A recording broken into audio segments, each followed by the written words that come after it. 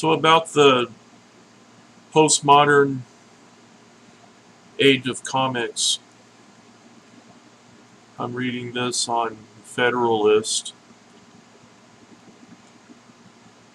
Uh, Matthew something I can't pronounce, and he's saying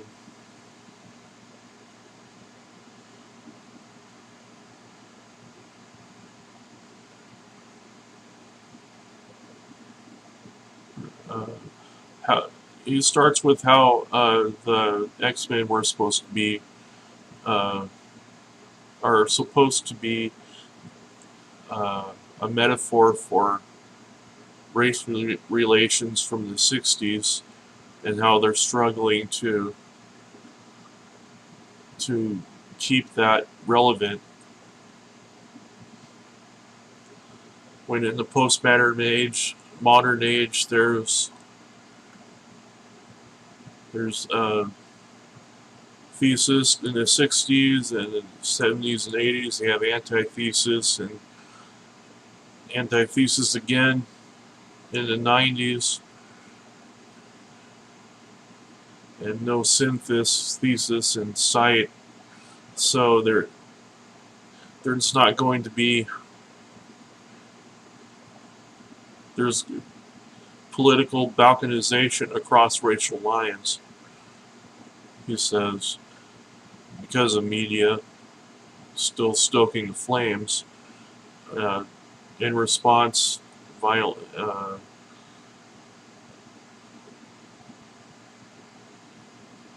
groups such as Black Lives Matters,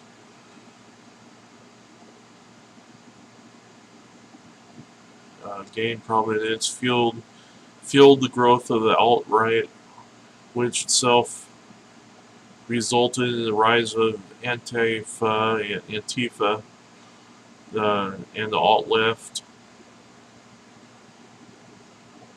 minority identitarian interest groups whose political positions mirror oppositely the white nationalism of the alt-right.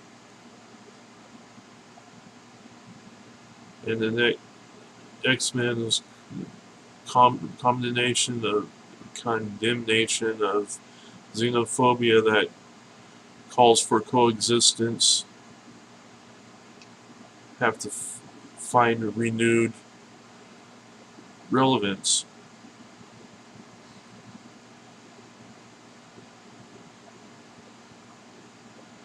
And here we are, the modern age into the postmodern age of comics, where the modern age, each publisher assumed the reader's primary investment was an overarching cape opera, and the individual heroes were windows into a more wondrous world. In the postmodern age, the heroes are not windows but mirrors, each reflecting a particular group of readers the publisher is actually targeting. So it's identity politics, with every distinct demographic group receiving its increased representation. Blacks as Sam Wilson and as Captain America, gay people with Iceman, Latinos with Spider-Man, Miles Morales, Muslims with Kamala Khan, Miss Marvel, and Carol Danvers' promotion of Captain Marvel. Mutants as a metaphor for all minorities has lost much of its sublimity.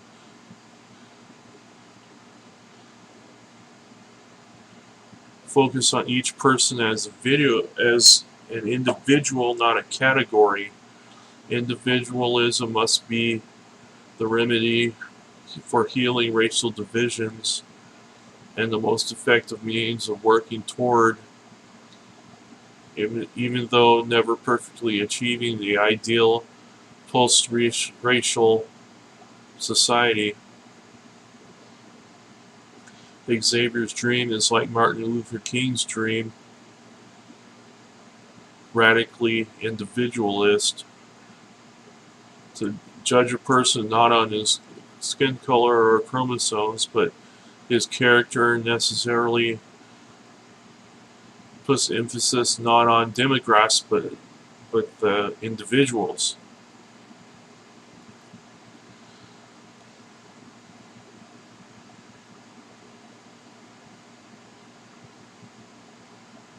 I remember when comics were about good and evil, the heroes were crime fighters, not just fighting their arch villains all the time. Uh, and they had a duty to protect the city, and they, like Spider-Man and Batman, would go on patrol and catch the bank robbers and the little fish, instead of always hunting, always contemplating, who they are up against the main villain, and see they're kind of facing different sides to their own personality reflected in their arch villains. Like Batman might lose control, or Spider-Man might mutate further and become the Lizard or something like Lizard. About the hero trying to self-control, and that and the postmodern mirrors project the reader into the story, and they become like an odyssey of like self-discovery, fighting one arch villain to the next, and seeing different forms of what the hero's powers could force him to become evil in different ways, and he has to learn self-control and not become more evil. Well, that's part of storytelling for comics, but it's not the whole thing. It's might be concentrating a little too much on that. The themes of individualism and coexistence with the clarity and deftness they deserve.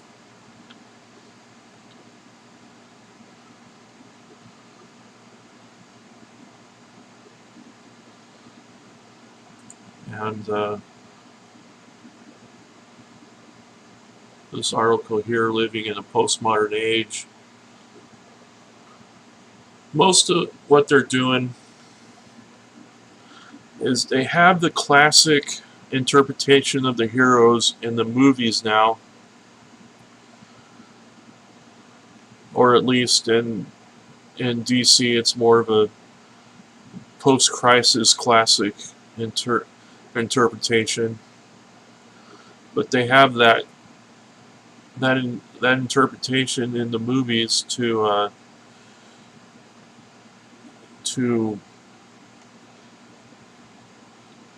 so the viewer can look into that window and see that kind of Alex Ross window, look through that window and see the hero soaring above. They're almost godlike, but at the same time they're grounded in humanity, like Superman, grew up in Kansas, and Batman is still just a human, and Spider-Man is with great power comes great responsibility that grounds him in reality, instead of their, in a postmodern, it's more nihilist, and like Watchmen, where the heroes eventually become so powerful they see themselves as beyond good and evil, and eventually become the villain. And in order to break that, they need to bring back the ideas of individualism and duty, so that they can ground them back in humanity, their duty to the city, their duty to themselves to protect humanity. It's just getting a little too far to be like Watchmen. But Ben Shapiro puts it a lot better than I do. Marvel Comics admitted what those of us who actually read comic books have known all along. The emphasis on leftist messaging in comic books is pretty much killing the appeal. David Gabriel is the vice president of sales at Marvel, and he said that comic book retailers were reporting a drop-off in interest in the new diversity-oriented comics. He said, quote, "What we heard was that people didn't want any more diversity. They didn't want female characters out there. That's what we heard, whether we believe that or not. I don't know if that's really true, but that's what we saw in sales. Any character that was diverse, any character that was new, our female characters, anything that was not a core Marvel character, people were turning their nose up." Okay, it's not racism and sexism driving people away from Marvel. It's a feeling of irritation that classic characters are being redrawn and recast in order to assuage the feelings of social justice warriors. Iron Man is Tony Stark. He is not Riri Williams. Captain America is Steve Rogers. He is not Sam Wilson. Thor is Thor, not female Thor. Spider-Man is Peter Parker, not Miles Morales. This isn't to say that the comics with Miles Morales aren't good. They're actually really good if you read them. Although the Iron Man series with Riri Williams actually kind of suck. It's to say that nobody wants to see iconic superheroes recast as completely different people to appease quotas on race and sex. Superheroes are brands. You can't twist those brands without hurting them. When it comes to new superheroes, people are always skeptical, so this poses something of a challenge. How do you better reflect diversity in comics without taking sales, if that's something you want to do? The answer: you have to make new characters awesome, then worry about whether they're diverse later. Or use a historic character to infuse new life. So Marvel did the latter with Black Panther. They hired Ta-Nehisi Coates to write the comic, which immediately became a big bestseller for them this year. The comic, by the way, is actually unreadably bad, but at least Marvel tried doing diversity the right way here. In the DC universe, Harley Quinn, who was a marginal character 20 years ago, is now a major bestseller because she's interesting, not because Batman had to become Batwoman. But the comic book industry keeps attempting to slam its constituents over the head with social justice messaging, and that's actually killing the quality of comics. See, for example, Batman, advocate for Trayvon Martin, or Captain America, illegal immigration defender, both of which happened last year. Turning iconic characters into avatars of social justice actually kills sales. It's throwback comics doing most of the heavy lifting at this point. Marvel and DC should take note that it's not American racism driving that choice. It's Americans' discontent with the left's willingness to sacrifice quality and legacy for leftist politics. I'm Ben Shapiro. This is The Ben Shapiro Show. You see this picture here. Superman is talking to, I don't know if they're protesters or hippies or refugees or what, but he's saying, "You're all Superman now." And that's just a sign of they're trying to immerse the social justice warrior reader into the comic and making them the superhero, making the mindset the real superhero, the liberalism as the real superhero. But anyway, if you don't like it, you want a classic interpretation of the characters, you're always got the movies.